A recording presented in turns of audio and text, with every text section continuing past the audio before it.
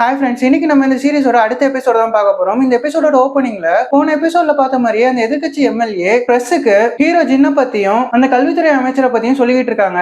அந்த கல்வித்துறை அமைச்சரோட பொண்ணு டீச்சரா இருந்து அவங்களோட ஸ்டூடெண்ட் கத்தியால குத்தி கொன்னுட்டான், அதுக்கு பழி வாங்குறதுக்காக தான் இவங்க ரெண்டு பேரும் இந்த அமைப்பு ஆரம்பிச்சிருக்காங்கன்ற மாதிரி மீடியால சொல்லிக்கிட்டு இருக்க. இதையெல்லாம் போன்ல ஹானும் பார்த்துக்கிட்டு இருக்கா.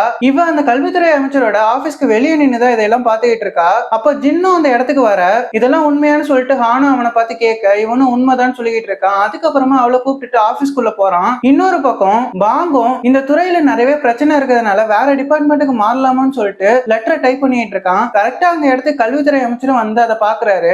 நான் சரியான காரணம் இல்லாம உன்னை வேற இடத்துக்கு மாத்த மாட்டேன்ற மாதிரி சொல்லிட்டு இருக்காரு. இதுக்கப்புறமா ஹானு ஜின்னு எல்லாரும் வர இந்த அமைப்புக்கு ஒரு கம்ப்ளைண்ட் வந்திருக்கும். பார்க்ன்ற ஒரு ஸ்டூடெண்ட் அவங்க ஸ்கூல்ல படிக்கிற வாத்தியாரே அடிச்சிருப்பான். இதை பத்தின கம்ப்ளைண்ட்ஸும் வீடியோஸும் தான் இவங்களுக்கு வந்திருக்கும். இதை பத்தி இவங்க எல்லாம் பேசிட்டு இருக்காங்க. இதுக்கப்புறமா இந்த கேஸை பத்தி விசாரிக்கிறதுக்காக ஜின்னு பாங்கு ஆணி இவங்க 3 பேரும் அந்த ஸ்கூலுக்கு போறாங்க. அங்க போனா பாங் அந்த ஸ்கூலை பத்தி அக்குவே ராணி வேற எல்லா டீட்டெயிலையும் கலெக்ட் பண்ணி வச்சிருப்பான். அவனும் இந்த ஸ்கூலை பத்தி ஹான் கிட்ட சொல்லிட்டு இருக்கான். இந்த ஸ்கூல் ஆரம்பத்துல சாதாரணமா தான் இருந்துச்சு. இங்க சாங்கன்ற ஒரு டீச்சர் வந்து சேர்ந்ததுக்கு அப்புறமா தான் இந்த ஸ்கூல் ரொம்ப ஃபேமஸ் ஆச்சு. அது மட்டும் இல்லாம பெரிய பெரிய ஆளுங்கெல்லாம் இவர் இருக்கிற காரணத்துக்காகவே இந்த ஸ்கூல்ல வந்து அவங்க பசங்களை சேர்த்துக்கிட்டு இருக்காங்கன்ற மாதிரி சொல்லிக்கிட்டு இருக்கான். இதெல்லாம் கேட்டு ஆனும் இவ்வளவு நல்ல டீச்சர் எதுக்காக அந்த பையன் அடிச்சிருக்க போறான், எனக்கு ஏதோ சந்தேகமா இருக்குன்ற மாதிரி சொல்லிக்கிட்டு இருக்கா. இந்த சீனை கட் பண்ணா ஹீரோ ஜின்னும் அந்த சாங்கன்ற வாத்தியார் கிட்ட தான் பேசிட்டு இருக்கான். இந்த வாத்தியாரு படிப்பை பத்தியும் பல விஷயங்களை பத்தியும் இன்டர்வியூ கொடுத்திருப்பாரு. அதை பத்தி சிரிச்சுக்கிட்டு அந்த வாத்தியார் கிட்ட ஜின்னும் பேசிட்டு இருக்கு. இதையெல்லாம் தூரத்துல இருந்து பாக்குற ஹானுக்கும் ஏதோ தப்பா தோணுது. இதுக்கு அடுத்த சீன்ல ஹானும் அந்த அடிச்ச பையன் கிட்ட விசாரிக்கிறதுக்காக போறா. அங்க போயிட்டு நீ எதுக்காக அந்த வாத்தியாரை அடிச்சன்ற மாதிரி கேட்க அதுக்கு அந்த பையனும் தெரிஞ்சு என்ன பண்ண போறீங்க, உங்களால ஒன்னும் பண்ண முடியாது, வேணும்னா ஜெயில போடுங்கன்ற மாதிரி திமிரா பேசிட்டு இருக்கான். அதை கேட்ட ஹானுக்கும் கோபம் வருது. ஆனா பொறுமையா இங்க பாரு, ஒழுங்கு மரியாதையா நான் கேட்கிற கேள்விக்கு பதில் சொல்லுன்ற மாதிரி சொல்லிக்கிட்டு இருக்கா. அதை கேட்ட அந்த பையனும் திமிரா உங்களால என்ன பண்ண முடியுமோ பண்ணிக்கோங்கன்னு சொல்லிட்டு ஹானை வெறுப்பேத்த ஹான் அங்கிருந்து வரா. இதுக்கு அடுத்த சீன்ல ஜின்னு ஒரு டீச்சரை போய் விசாரிச்சுக்கிட்டு இருக்கான். இந்த டீச்சர் தான் அந்த பார்க்கின்ற பையன் அந்த சாங்ன்ற டீச்சரை அடிச்சதா கம்ப்ளைண்ட் கொடுத்திருப்பாங்க. இவங்க கிட்ட போயிட்டு ஜின்னும் அந்த சாங்கை பத்தி விசாரிச்சுக்கிட்டு இருக்க. அதுக்கு அந்த டீச்சரும் அந்த சாங் ரொம்பவே நல்லவரு, அவர் எல்லா பசங்களுக்குமே நல்ல படிப்பு சொல்லி கொடுக்குறாரு, இவராலதான் நிறைய ஸ்டூடெண்ட்ஸ் நல்ல நல்ல காலேஜ்ல போய் பிளேஸ் ஆயிருக்காங்கன்ற மாதிரி சொல்லிக்கிட்டு இருக்காங்க. இப்படி ஒரு டீச்சரை அடிச்சதுனாலதான் நான் உங்களோட அமைப்புக்கு ஒரு கம்ப்ளைண்ட் எழுதி கொடுத்தேன்ற மாதிரி சொல்லிக்கிட்டு இருக்காங்க. இதுக்கு அடுத்த சீன்ல ஹானும் அந்த ஸ்கூல்ல அவங்களுக்குன்னு ஒதுக்குன இடத்துக்கு வரா. அங்கதான் பாங்க உட்காந்துட்டு இருக்கான். அப்ப பாங்க கிட்ட ஹானும் அந்த பையன் ரொம்பவே திமிரா நடந்துக்கிறான், இப்படிப்பட்ட பையனுக்கு படிப்பு ஏறி இருக்காது, அதனாலதான் அந்த டீச்சரை போட்டு அடிச்சிருப்பான்ற மாதிரி சொல்ல அதை கேட்ட பாங்க நீ தப்பா புரிஞ்சுக்கிட்டு இருக்க, அவனோட மார்க் ஷீட்டை பாருன்னு சொல்லிட்டு அவனோட மார்க் ஷீட் எல்லாம் கலெக்ட் பண்ணி ஹாங்க கிட்ட கொடுக்குறான். அதை பார்த்து ஹாங்கும் ஷாக் ஆகுறா. ஏன்னா அந்த பையன் எல்லாத்துலயும் ஃபர்ஸ்ட் ரேங்க் எடுத்திருப்பான், இப்படி படிக்கிற பையன் எதுக்காக டீச்சரை போட்டு அடிச்சிருப்பான்னு ஹானுக்கு ஒரு சந்தேகம் வருது. இந்த சீனை கட் பண்ணா அந்த சாங்கன்ற டீச்சரும் ஒரு ரூமுக்குள்ள இருக்க பீரோவை நல்லா டைட்டா போட்டு போட்டு பூட்டிட்டு திரும்பி பார்த்தா ஹீரோ ஜின்னு நிக்கிறான். நீங்க என்ன பண்றீங்க, இது என்ன ரூம்ன்ற மாதிரி கேட்டுட்டு இருக்க.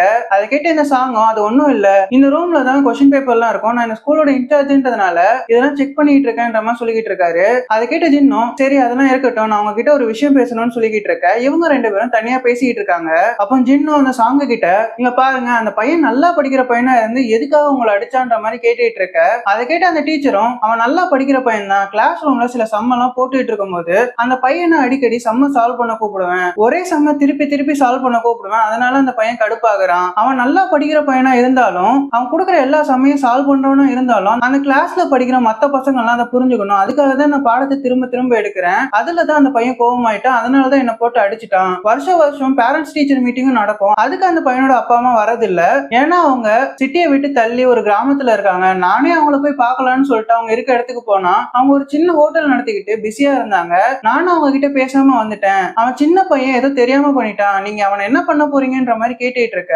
அதை கேட்ட ஜின்னும் அந்த பையனை எங்களோட அமைப்பு பாத்துக்கோன்னு சொல்லிக்கிட்டு இருக்காரு. இதுக்கப்புறமா ஹானை காட்டுறாங்க. அவளும் அந்த பார்க் என்ற ஸ்டூடெண்ட்டை தான் மீட் பண்ணிட்டு இருக்கா. ஒழுங்கு மரியாதையா சொல்லு, நீ இவ்வளவு நல்ல மார்க் எடுக்கிற, எதுக்காக நீ அந்த டீச்சரை போட்டு அடிச்சேன்ற மாதிரி விசாரிச்சுட்டு இருக்கா. அந்த பையனும் திமிரா பதில் சொல்லாம இருக்கான். இதுல கடுப்பான ஹானும் இங்க பாரு, நீ இப்படி எல்லாம் பண்ற விஷயம் உன்னோட அப்பா அம்மாவுக்கு தெரியுமான்ற மாதிரி கேட்க அந்த பையனும் சடனா முழிச்சுக்கிட்டு இருக்கான். இதை பார்த்தோடனே ஹாங்குக்கு புரிஞ்சிருது இங்க நடந்த எந்த பிரச்சனையுமே உன்னோட அப்பா அம்மாவுக்கு தெரியாதுன்னு. இதை வச்சு அவங்க கிட்ட பேச ஆரம்பிக்கிறா. இங்க பாரு, நீ ஒழுங்கு மரியாதையா சொல்லு, அப்படி இல்லாட்டி இந்த விஷயத்த உன்னோட அப்பா அம்மா கிட்ட இன்ஃபார்ம் பண்ண வேண்டியது இருக்குன்ற மாதிரி சொல்ல அதை கேட்டு அந்த பார்க்கும் பயந்து போறான். நடந்த எல்லா விஷயத்தையும் சொல்லிக்கிட்டு இருக்கான். நான் இந்த ஸ்கூல்ல படிக்கிறது போக ஒரு கோச்சிங் சென்டர்ல படிச்சிட்டு இருந்தேன், எங்க அப்பா கரெக்டா மாசம் மாசம் ஃபீஸ் கட்டிடுவாரு, ஆனா ஒரு மாசம் ஃபீஸ் கட்ட தவறிட்டாரு, நான் என்னன்னு கேட்டேன், அதுக்கு அவரும் மறந்துட்டேன்னு சொன்னாரு, ஆனா எனக்கு நம்பிக்கை இல்லை, அதனால அவங்க நடத்துற ஹோட்டலுக்கு இருக்குன்னு அங்க போய் பார்த்தா அந்த ஹோட்டலை இழுத்து மூடிட்டு இருக்காங்க. யாரோ கவர்மெண்ட்ல இருந்து வந்து அந்த ஹோட்டலை இழுத்து மூடிட்டாங்க.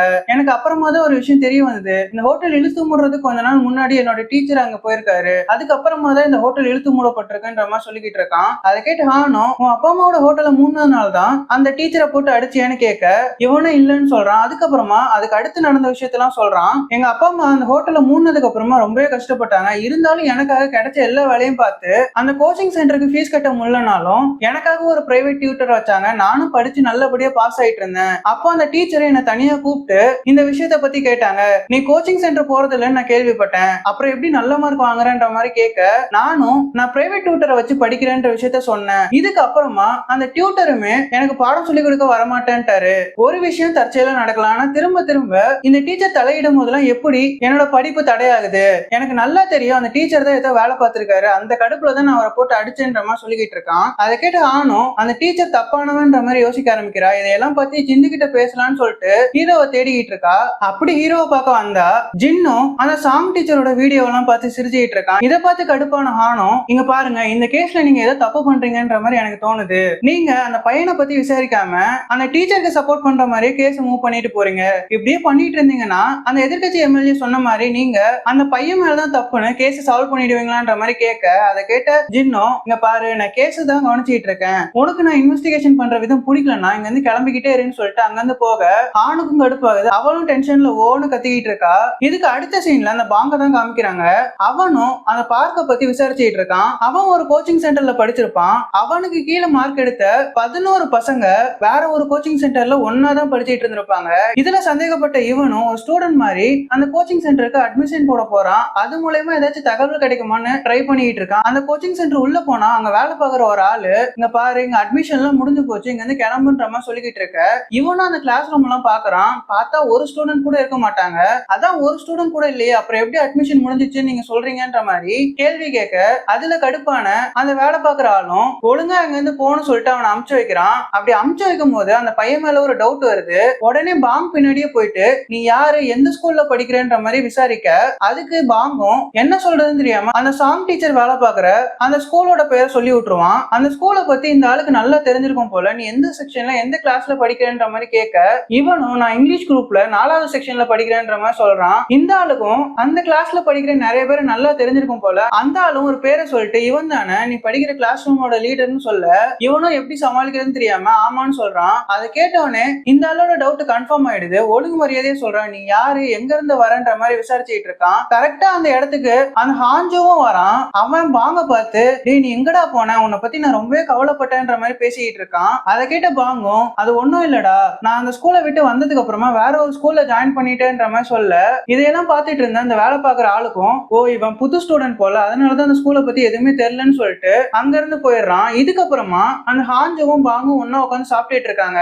அப்ப பாங்கும் அந்த ஸ்கூலை பத்தி விசாரிச்சுட்டு இருக்கான். இப்ப ஸ்கூல்லாம் எப்படி போகுது, பரவாயில்லையா, அவனோட படிப்பு எல்லாம் இப்ப எப்படி போயிட்டு இருக்குன்ற மாதிரி கேட்க, அதை கேட்டு அந்த பையனும் பரவாயில்ல, இப்பயே ஸ்கூல்ல அடிதடியில நடந்துட்டு இருக்கு, ஆனா முன்ன மாதிரி இல்ல, படிக்கிற பசங்களை பெருசா தொந்தரவு பண்றது இல்லன்ற மாதிரி சொல்லிக்கிட்டு இருக்கான். அப்போன்னு பார்த்து இவங்க சாப்பிட்டுட்டு இருக்க ஹோட்டலுக்கு வெளியே அந்த ஆட்டோமொபைல் எலக்ட்ரிக்கல் ஹெட் 2 பேருமே பைக்ல போயிட்டு இருக்காங்க. இவங்க 2 பேரும் உள்ள சாப்பிட்டுட்டு இருக்க இவனுங்க 2 பேரையும் பார்த்து உள்ள வந்து ஜாலியா பேசிக்கிட்டு 4 பேரும் ஒன்னா சாப்பிட்டுட்டு இருக்காங்க. இவனுங்க 2 பேரும் கூட திருந்திட்டாங்க, நல்லாவும் படிக்க ஆரம்பிச்சிட்டாங்க. எப்பயுமே ஹாஞ்சுவை மட்டம் தட்டிட்டு இருந்த இவனுங்க 2 பேரும் கூட ஹாஞ்சு கிட்ட நல்ல விதமா பேசிக்கிட்டு இருக்காங்க. இதையெல்லாம் பார்த்த பாங்குக்கும் மன திருப்தியா இருக்கு. என்னதான் இந்த விஷயத்துக்கு காரணமா இருந்தது ஹீரோனாலும் இவனோட பங்கும் இந்த விஷயத்துல இருக்குன்றதுனால சந்தோஷப்பட்டு இருக்கான். இதுக்கு அடுத்த சீன்ல ஹானா தான் காமிக்கிறாங்க.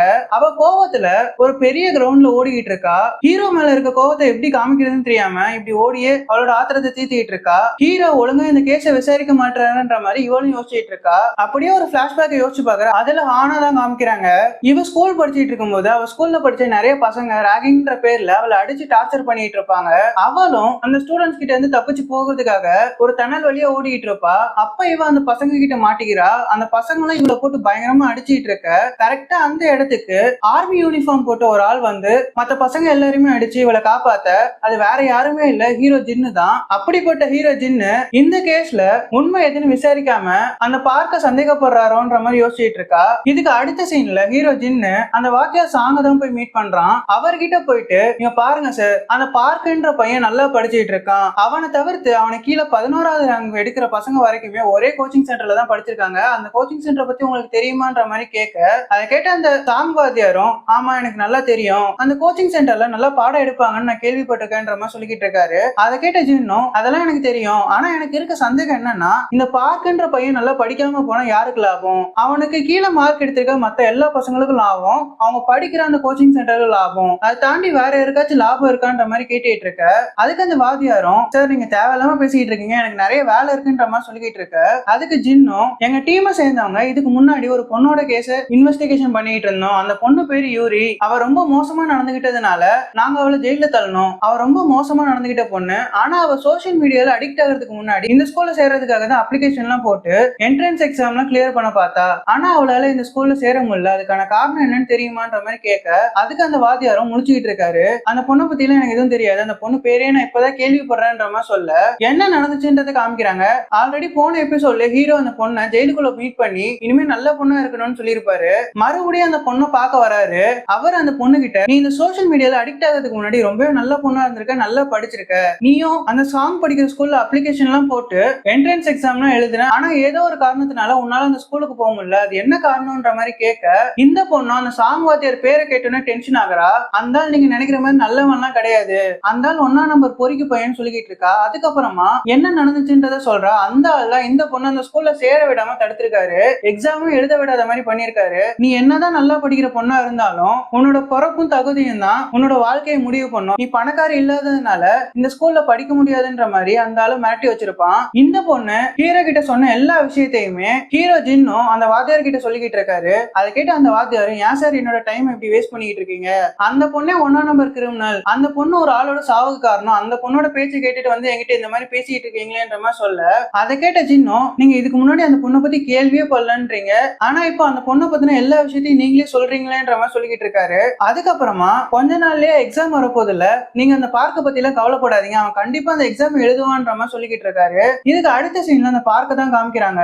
இவனுக்கும் அந்த வாத்தியாருக்கும் பிரச்சனை நடந்ததுல இருந்து இவன் அந்த ஸ்கூலுக்கு வராம இருந்திருப்பான், ஆனா இப்போ ஸ்கூலுக்கும் வரான். கிளாஸ் ரூம்ல போய் உட்காந்தா ஒரு பணக்கார வீட்டு பொண்ணு இவனே பாத்துக்கிட்டு இருக்கா. இவ தான் செகண்ட் ரேங்க் எடுக்கிற பொண்ணு. இவளும் அந்த பையன் வந்ததை தன்னோட அம்மா கிட்ட போய் சொல்ல அந்த பொண்ணோட அம்மாவும் டென்ஷன் ஆகி இந்த சாங் வாத்தியாரை கூப்பிட்டு வச்சு பேசுறாங்க.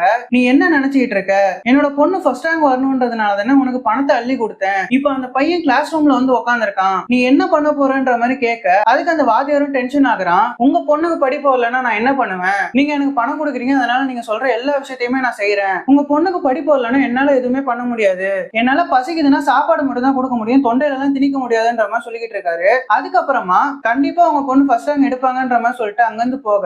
இதுக்கு அடுத்த சீன்ல அந்த ஹானா தான் காமிக்கிறாங்க. அவ சம கோவத்துல இருக்கா. அவளும் பாங்கு கிட்ட ஒரு பாக்ஸிங் பேட் எல்லாம் கொடுத்து இவளும் கிளவுஸ போட்டுட்டு பங்கு பங்குன்னு குத்திக்கிட்டு இருக்கா. அவளும் கடுப்புல என்ன பண்றதுன்னே தெரியாம ஹீரோவை பத்தி புலம்பிக்கிட்டு இருக்க.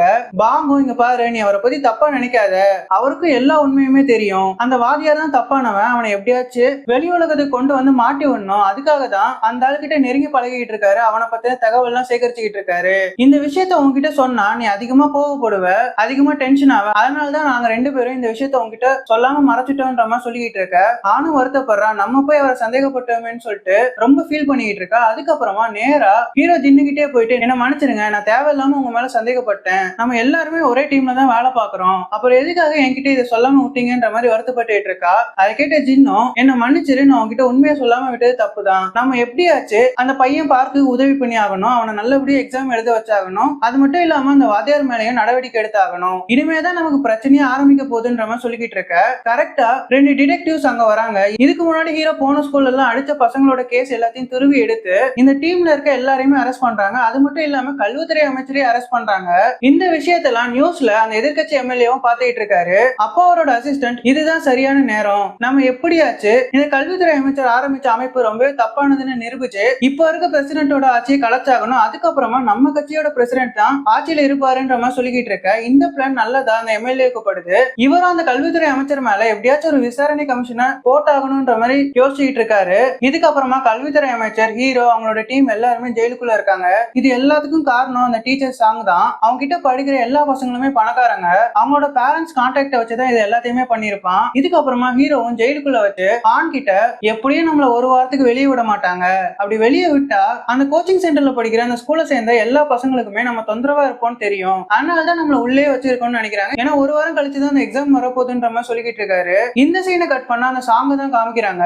அவன் அந்த கோச்சிங் சென்டருக்கு வந்திருக்கான். இவன் தான் அந்த கோச்சிங் சென்டர் லீட் பண்ணிட்டு இருக்கான். இவன் அந்த கோச்சிங் சென்டர்ல படிக்கிற எல்லா பசங்களுக்குமே நல்லபடியா பாடம் எடுத்துக்கிட்டு இருக்கான். ஆனா அந்த ஸ்கூல்ல படிக்கிற பசங்களுக்கு எடுத்த பாடத்தை திரும்ப திரும்ப எடுத்துட்டு இருப்பான். இதுல கடுப்பாயிதான் அந்த பார்க் அந்த டீச்சரை போட்டு அடிச்சிருப்பான். இதுக்கு அடுத்த சீன்ல அந்த ஜெயில காமிக்கிறாங்க. அங்க பாம்பும் போலீஸ் ஆபீசர் கிட்ட, இங்க பாருங்க சார், இவங்களுக்கும் எனக்கு சம்பந்தம் கிடையாது, இவங்க சொல்ற வேலையை மட்டும் தான் நான் செய்வேன், மத்தபடி இவங்க அமைப்பை பத்தி எனக்கு எதுவுமே தெரியாதுன்ற மாதிரி சொல்லிக்கிட்டு இருக்கான். அப்ப அங்கதான் கல்வித்துறை அமைச்சரும் இருப்பாரு. அந்த கல்வித்துறை அமைச்சரும் அங்க இருக்க போலீஸ் ஆபீசரை பார்த்து, இவனை விசாரிச்சு உங்களுக்கு எதுவுமே கிடைக்க போறது இல்ல, இவனை பேசாம அமுச்சு விட்டுருங்கன்ற மாதிரி சொல்லிக்கிட்டு இருக்காரு. ஆயிரம் தான் இருந்தாலும் அவர் கல்வித்துறை அமைச்சர்ன்றதுனால அவர் பேசி கேட்டு பாங்கே ரிலீஸ் பண்றாங்க. ரிலீஸ் பண்றதுக்கு முன்னாடி இவனும் அந்த கல்வித்துறை அமைச்சர் ஹீரோ ஹான் எல்லாரையும் பார்த்துட்டு போலாம்னு நினைக்கிறான். அங்க போனா அந்த கல்வித்துறை அமைச்சரும், இங்க பாரு, நீ டிபார்ட்மெண்ட் மாறத பத்தி என்கிட்ட கேட்டல, அதுக்கு நான் இப்ப பர்மிஷன் கொடுக்குறேன், அதுக்கான ஃபார்ம் எடுத்துட்டு வா, நான் சைன் பண்றேன்ற மாதிரி சொல்றாரு. ஆனா பாங்குக்கு இப்ப அந்த டிவிஷனை விட்டு மாறதுல விருப்பமே இல்ல. அந்த கல்வித்துறை அமைச்சரும் திரும்ப திரும்ப சொல்றதுனால இவனும் அந்த ஃபார்ம் எடுத்துட்டு வரான். கல்வித்துறை அமைச்சரும் சைன் பண்ணி அவரை அங்க இருந்து அமுச்சு வைக்கிறாரு. இதுக்கு அடுத்த சீன்ல அந்த டீச்சர் சாங்கும் அந்த 2வது ரேங்க் எடுக்கிற பொண்ணோட அம்மாவை போய் மீட் பண்றாங்க. அந்த பொண்ணோட அம்மாவும் ரொம்பவே சந்தோஷப்படுறாங்க. அந்த டீச்சரை பார்த்து, நீங்க என்ன கேட்டாலும் நான் தருவேன், என்னோட பொண்ணு மட்டும் பாஸ் ஆனா போதுன்ற மாதிரி சொல்லிக்கிட்டு இருக்காங்க. அதை கேட்ட இந்த வாத்தியாரும் எக்ஸாம்ல நடக்க போற எல்லா கொஸ்டின் பேப்பரையும் போட்டோ எடுத்து அந்த லேடி கிட்ட கொடுத்து, இந்த பேப்பர்ல இருக்க கொஸ்டின்ஸ் மட்டும் உங்களோட பொண்ணு மனப்பாடம் பண்ண வைங்க, அவ கண்டிப்பா பாஸ் ஆயிடுவான்ற மாதிரி சொல்லிக்கிட்டு இருக்காரு. அதுக்கப்புறமா, நீங்க எனக்கு பணம் கொடுத்தா மட்டும் போதாது, நான் அந்த ஸ்கூலோட பிரின்சிபல் ஆகணும்ன்ற மாதிரி சொல்லிக்கிட்டு இருக்க. அந்த லேடியும், என் பொண்ணு மட்டும் பாஸ் ஆனா நீங்க கேட்கிற எல்லாத்தையுமே உங்களுக்கு தருவேன், அந்த ஸ்கூல்ல நீங்க கேட்ட பொசிஷனையும் தருவேன்ற மாதிரி சொல்லிக்கிட்டு இருக்காங்க. இதுக்கப்புறமா அந்த எக்ஸாம் நடக்க போற நாளும் வர, இதுக்கு மேலேயே உங்களை உள்ள வச்சிருக்கிறது வேஸ்ட்னு சொல்லிட்டு அந்த அமைப்பை சேர்ந்து எல்லாருமே ரிலீஸ் பண்றாங்க. ரிலீஸ் ஆன கையோட அந்த கல்வித்துறை அமைச்சருக்கு விசாரணை வச்சிருப்பாங்க. இவரும் அந்த விசாரணை கிளம்பி போறாரு. இதுக்கு அடுத்த சீன்ல ஸ்கூல்ல அந்த பார்க்ன்ற பையன் எக்ஸாம் எழுதிக்கிட்டு இருக்கான். அப்போ அந்த சாங்கன்ற டீச்சரும் வில்லத்தனத்தோட நல்ல எக்ஸாம் எழுதுன்னு சொல்லிக்கிட்டு இருக்காரு. அந்த பணக்கார பொண்ணும் தனக்கு கிடைச்ச கொஸ்டின் பேப்பரை வச்சு அதுக்கான ஆன்சர் எல்லாத்தையுமே தன்னோட கையில எழுதிட்டு வந்து பிட் அடிச்சுக்கிட்டு இருக்கா. இப்படியே எக்ஸாம் நடந்துட்டு இருக்கு. அந்த சாங்கன்ற டீச்சரும் அடுத்த எக்ஸாம்க்கான வேலையெல்லாம் பார்த்துட்டு இருக்காரு. அப்பதான் அவர் கொஸ்டின் பேப்பரை பார்த்து ஷாக் ஆகுறாரு. ஏன்னா கொஸ்டின் பேப்பர்ல இருக்க எல்லா கொஸ்டினுமே மாறி இருக்கும். இதை பார்த்து ஷாக் ஆன அவரும் நேரா எக்ஸாம் ஹாலுக்குள்ளே போயிட்டு, எல்லாரும் எக்ஸாம் உடனே நிறுத்துங்க, கொஸ்டின் பேப்பர் மாறி போயிருக்குன்ற மாதிரி சொல்லிக்கிட்டு இருக்காரு. அப்போதான் ஹீரோ என்ட்ரி கொடுக்குறாரு. எதுக்காக எக்ஸாம் நிறுத்துறீங்க, எல்லாரும் எழுதுங்க, ஒன்னும் நடக்க போறது இல்லைன்ற மாதிரி சொல்லிக்கிட்டு இருக்காரு. அதுக்கப்புறமா அந்த டீச்சரை பார்த்து, எங்களை நீங்க உள்ள தள்ளிட்டீங்கன்னா எங்களால எதுவுமே பண்ண முடியாதான்ற மாதிரி கேட்டுட்டு இருக்காரு. இப்போதான் ஒரு பிளாஷ்பேக்க காமிக்கிறாங்க. அந்த பாங் ரிலீஸ் ஆகி போகும்போது ஒரு பேப்பர்ல சைன் வாங்கியிருப்பாங்க. அது டிபார்ட்மெண்ட் சேஞ்ச் பண்றதுக்கான பேப்பர்லாம் கிடையாது. அந்த பேப்பர் மூலமா அந்த கல்வித்துறை அமைச்சர் ஹீரோவும் இந்த ஸ்கூலுக்கு போயிட்டு நடக்கிற எக்ஸாமோட கொஸ்டின் பேப்பரை மாத்தி வைன்ற மாதிரி சிக்னல் கொடுத்திருப்பாங்க. அதை கேட்ட பாங்கும் நேரா அந்த ஸ்கூலுக்கு போயிட்டு அங்க கொஸ்டின் பேப்பர் இருக்க இடத்துக்கு போயிட்டு அங்க கொஸ்டின் பேப்பர் எல்லாத்தையும் மாத்தி வச்சிருப்பான். இதே நேரத்துல இன்னொரு பக்கம் அந்த கல்வித்துறை அமைச்சருக்கு விசாரணை நடந்துகிட்டு இருக்கு. அந்த எதிர்கட்சி எம்எல்ஏவும் அவனோட ஆளுங்களும் கல்வித்துறை அமைச்சரை பார்த்து, உங்களுக்கு பொண்ணு செத்து போனதுனால ஸ்டூடெண்ட்ஸை பழிவாங்க இந்த அமைப்பு ஆரம்பிச்சீங்க, ஓகே, எதுக்காக ஹீரோவை அந்த அமைப்புல சேர்த்தீங்கன்ற மாதிரி கேள்வி கேட்டுட்டு இருக்காங்க. இதே நேரத்துல இன்னொரு பக்கம் அந்த எக்ஸாம் ஹால்ல டிவியை ஆன் பண்ணா அதுல ஹான் வந்துட்டு இருக்கா. அவ லைவ்ல ஒரு விஷயத்த பேசிட்டு இருக்கா. அவ ஸ்டூடெண்ட்ஸ்க்கு இதுக்கு முன்னாடி நடந்த 2 எக்ஸாமோட கொஸ்டின் பேப்பர் எல்லாம் காமிச்சு, இது உங்க ஸ்கூல்ல ப்ரிப்பேர் பண்ண கொஸ்டின் பேப்பர், இது நாங்க மாத்தி வச்ச கொஸ்டின் பேப்பர், ஸ்கூல்ல ப்ரிப்பேர் பண்ண கொஸ்டினோட ஆர்டரை தான் நாங்க சேஞ்ச் பண்ணி வச்சோம், ஆனா நாங்க ஆர்டரை மாத்தி வச்ச அந்த கொஸ்டின் பேப்பருக்கும் அந்த 2வது ரேங்க் எடுக்கிற அந்த பணக்கார பொண்ணு சரியா ஸ்கூல்ல ப்ரிப்பேர் பண்ண கொஸ்டினுக்கு என்ன ஆன்சர் வருமோ அதையே எழுதி வச்சிருப்பான்னு சொல்லிட்டு அந்த பொண்ணு பண்ண தில்லாதங்கடி வேலை எல்லாத்தையுமே சத்தம் போட்டு சொல்லிக்கிட்டு இருக்கா. இதுக்கப்புறமா ஹீரோவும் மைக்ல, இங்க பாருங்க, நாங்க ஒன்னும் கொஸ்டின் பேப்பர் எல்லாம் மாத்த கிடையாது, ஸ்கூல்ல ப்ரிப்பேர் பண்ண கொஸ்டினோட ஆர்டரை தான் மாத்தி வச்சோம், இதனால பசங்க யாரும் பயப்பட வேண்டாம்னு சொல்லிக்கிட்டு இருக்காரு. அதுக்கப்புறமா அந்த டீச்சரை பார்த்து, நீங்க பண்ண வேலையால நல்லா படிக்கிற பசங்க என்னவோ பாஸ் ஆயிருவாங்க, ஆனா நீங்க ஹெல்ப் பண்ண அந்த பணக்கார பொண்ணு ஃபெயில் ஆயிடுவான்ற மாதிரி சொல்லிக்கிட்டு இருக்க. அந்த பொண்ணுக்கும் பயம் வருது. உடனே கையில எழுதி வச்சிருக்க ஆன்சர் எல்லாத்தையுமே அழிச்சுக்கிட்டு இருக்கா. கரெக்டா அந்த இடத்துக்கு ஆணும் வந்து அவளை கையும் களவமா பிடிக்கிறா. இதுக்கப்புறமா அங்க இருக்க எல்லா பசங்களுக்குமே டீச்சர் சாங் மேல இருக்க நம்பிக்கை போகுது. அவங்களும் கத்திக்கிட்டு இருக்காங்க. அப்போ அந்த பையன் பார்க்கும் ஹீரோ ஜின்னு ஒருத்தர் பாத்துக்கிறாங்க. ஏற்கனவே இவங்க 2 பேரும் மீட் பண்ணிருப்பாங்க. ஹீரோவும் அந்த பையனை தனியா கூப்பிட்டு போயிட்டு சாப்பாடு எல்லாம் வாங்கி கொடுத்து, இங்க பாரு, நீ ரொம்ப நாளா ஸ்கூலுக்கே வராம இருக்க, அப்பெல்லாம் பண்ணக்கூடாது, ஒழுங்கா ஸ்கூலுக்கு வான்னு சொல்ல. இவனும் அதுக்கப்புறமா தான் ஸ்கூலுக்கு வந்திருப்பான். இதுக்கு அடுத்த சீன்ல அந்த கல்வித்துறை அமைச்சரோட விசாரணையை தான் காமிக்கிறாங்க. அப்ப அந்த எதிர்கட்சி எம்எல்ஏவும், நீங்க எதுக்காக உங்களோட வருமானம் ஆக போறவனை இந்த அமைப்புல சேர்த்தீங்க, அவன் யாருன்னு எங்க எல்லாருக்கும் நல்லா தெரியும்னு சொல்லிட்டு ஒரு போலீஸ் ஆபீசரை விசாரணைக்காக கூப்பிடுறாங்க. அப்போ அந்த போலீஸ் ஆபீசர் கிட்ட, நீங்க பார்த்த விஷயத்த சொல்லுங்கன்ற மாதிரி சொல்லிக்கிட்டு இருக்க. அந்த போலீஸ் ஆபீசரும் இந்த கல்வித்துறை அமைச்சரோட பொண்ணோட கொலை கேஸ்ல சம்பந்தப்பட்ட அந்த ஸ்டூடெண்ட்டை அரெஸ்ட் பண்ணி ஜெயிலு கூட்டு போயிட்டு இருக்கும்போது ஒரு கார்ல வேகமா ஒரு ஆளு அந்த பையனை மோதி கொலை பண்றதுக்காக வந்தான்ற மாதிரி சொல்லிக்கிட்டு இருக்க அப்ப அந்த எதிர்கட்சி எம்எல்ஏவும் ஹீரோவோட போட்டோ காமிச்சு அது இவரான்னு சொல்லி கேட்க அதுக்கு அந்த போலீஸ் ஆபீசரும் ஆமான்னு சொல்றாரு. அப்போ அந்த எதிர்கட்சி எம்எல்ஏவும் பாத்தீங்களா இப்ப தெரியுதா இவங்களோட சுயரூபம் என்னன்னு, இவங்க 2 பேரும் சேர்ந்துதான் ஸ்டூடெண்ட்ஸை பழிவாங்கிறதுக்காக இந்த அமைப்பை உருவாக்குனாங்கன்ற மாதிரி சொல்லிக்கிட்டு இருக்க அப்போன்னு பார்த்து அந்த கல்வித்துறை அமைச்சரோட போனுக்கு ஒரு மெசேஜ் வருது. அது வேற எதுவுமே இல்ல, அந்த சாங்கோட ஸ்கூல்ல பிட் அடிச்ச ஸ்டூடெண்ட்ஸும் அந்த சாங்கும் நல்லா மாட்டிக்கிட்டான்ற மெசேஜ் தான். அதை பார்த்தோன்னே கல்வித்துறை அமைச்சரும் பேச ஆரம்பிக்கிறாரு. அந்த சாங்கை பத்தியும் அந்த சாங் படிக்கிற ஸ்கூலை பத்தியும் சொல்லிட்டு அந்த ஸ்கூல்ல மிகப்பெரிய முறைகேடு நடந்திருக்கு, அங்க திருட்டுத்தனமா எக்ஸாம் எழுதி பாஸ் ஆக நினைச்ச எல்லா ஸ்டூடெண்ட்ஸையும் நாங்க கண்டுபிடிச்சோம், அவங்களுக்கு சரியான தண்டனை கிடைக்கும், அது மட்டும் இல்லாம அந்த வாத்தியாரையும் அரெஸ்ட் பண்ணிட்டோன்ற மாதிரி சொல்லிக்கிட்டு இருக்காரு. இதை கேட்டு அங்க இருக்க எல்லாருமே அதிர்ச்சி ஆகுறாங்க. ஏன்னா அந்த ஸ்கூல்ல இந்த விசாரணை நடத்திட்டு இருக்க பல பேரோட பசங்க படிச்சுட்டு இருக்காங்க. இந்த கல்வித்துறை அமைச்சரும் அந்த பசங்க யாரு அவங்களோட அப்பா அம்மா யாருன்ற லிஸ்ட் எல்லாம் எடுத்து வாசிச்சுக்கிட்டு இருக்காரு. இதை கேட்டு அங்க இருக்க பல பேருக்கு ஷாக் ஆகுது. இதையெல்லாம் அந்த 2வது ரேங்க் எடுத்த பணக்கார பொண்ணோட அம்மாவும் டிவியில பாத்துட்டு இருக்காங்க. நம்ம இங்க இருந்தா மாட்டிப்போம், இந்த நாட்டை விட்டு எஸ்கேப் ஆகலாம்னு சொல்லிட்டு பிளான் பண்ணி எல்லாத்தையும் பேக் பண்ணிட்டு இருக்காங்க.